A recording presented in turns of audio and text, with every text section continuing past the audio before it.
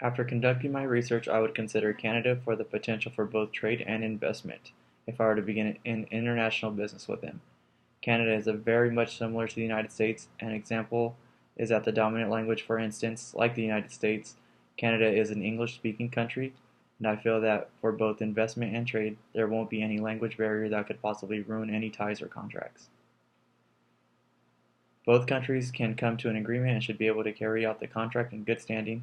Another reason for investment and trade is the physical development of Canada. It is slightly larger than the United States, but is economically and technologically functions just as well. Canada does have well-established natural resources, and they are rich in natural products, which makes Canada a great candidate for both investment and trade. Because Canada has ties with the British Crown, there may be a possibility that once the investment and partnerships is well established, it could open the gate to potentially later trade with other countries in the British Crown. Much like the United States, the Canadians do have similar government in regards to the Liberal Party, Democratic Party, and the Conservative Party. The Canadians also have other branches like the Green Party. These are extensions of their own government that I would have to familiarize myself with in order to understand what the Canadian government is more or less about. Canada would make a good partner in trade and or investment.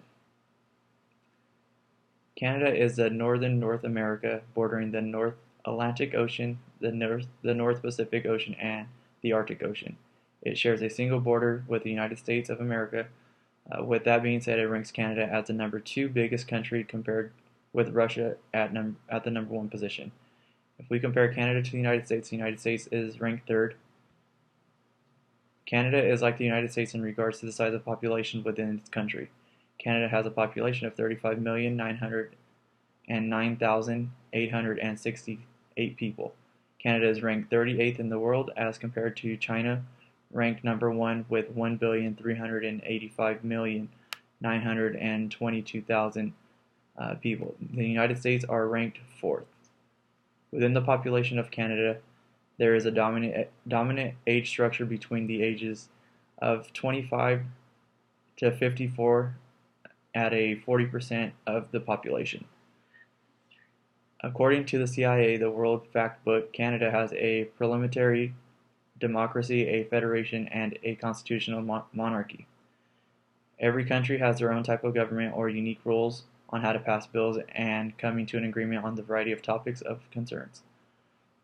Canada has chosen a wide range of parties, which explains why they have few more groups than the United States, and for example, which is the Green Party. There is a Prime Minister by the name of Joseph Harper who oversees all groups within the government. He has been the Prime Minister since 2006 and is serving in 5-year term increments. What is good about the type of government that Canada has is that everyone must be in acceptance before anything is passed. Canada also has a very similar constitutional and legal system compared to the United States. Within the legal system, Canada has an executive branch, a legislative branch, and judicial branch. Within the judicial branch, for example, Canada has a federal court of appeal, a federal court, tax court, a federal administrative tribunals, and etc. In more ways than some, Canada is a country that I would most be interested in and comfortable with in beginning investments and trading. In Canada, the natives between the ages 15 to 24 have a total unemployment percentage of 14.3% and rank 81st. For the overall unemployment rate with all age groups included is reduced down to 6.9%, which is down 0.3 from the previous year and 72nd in the world. But compared to the United States, the Canadians are shy of trying with the United States. For Canada being so big in population and its size, it is not in bad shape where the country is too big and there is a huge poverty rate. In fact, according to the World Factbook, the population of Canada is 9.4% below the poverty line. Canada has a gross domestic product of 1.592 trillion that averages about 30 trillion in growth for the past 2 years, ranking Canada number 16 in the world. Canada is striving for success, but is trailing the United States and China by $6 trillion in gross domestic product. Canada has grown for the past 2 years, and the gross domestic product real growth rate Canada is currently ranked 37 in the world. From the previous class I've taken, I was informed that a good growth rate for a country should be about 3%. If you look at the United States, they are growing at a rate of 2.4%, thus keeping Canada in a rank compared with the United States trailing a tenth of a percent behind. The Canadians per capita has increased about 10% for the past 2 years, placing the Canadians in 29th position compared to the United States. The Canadian natives are $10,000 less per capita. And the industrial production growth rate, it is at 2%.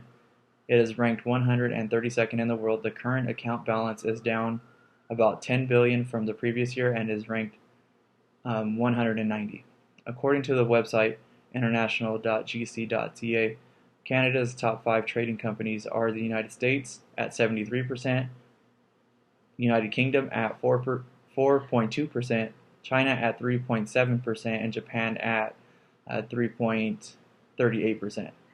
Also, according to the website www.23.statcan.gc.ca, the Consumer Price Index of Canada is active monthly and the rank number is 2301. The index is an indicator of changes in the consumer prices based on from the Canadians. According to the website bankofcanada.ca, the banks of Canada have done some research and have compared their capital markets to the global financial markets and have discovered size of market is important because those countries can take advantage of economies. It does not mean that it's a more efficient market, but it does increase the potential of liquidity. For example, the United States owns 49.2% of corporate bond market. In 2003, Canada owned a measly 1% of corporate bonds. More recently, given that the United States is so dominant in a fixed income market, Canada's corporate bond has expanded 23%, an increase of 11% in the past decade. The capital markets of Canada can use some help and improvement because their funds are not as liquidity as the United States, and that is why Canada is offering more money for investments that could bring a good return if we have the resources available to invest. Canada's currency has increased a minimum of 10 cents a year for 1 year. I think that the currency will either plateau or drop. Canada has a strong currency, but I don't think that it's going to become stronger than the euro. Historically, the Canadian currency has depreciated, but more recently in the 2000s, the Canadian currency has appreciated almost 17%. In the balance of payments accounts, the total amount of the total receipts has increased every year. Some years have increased as little as 15 million, and some have increased in large amounts almost as 100 million. Thank you.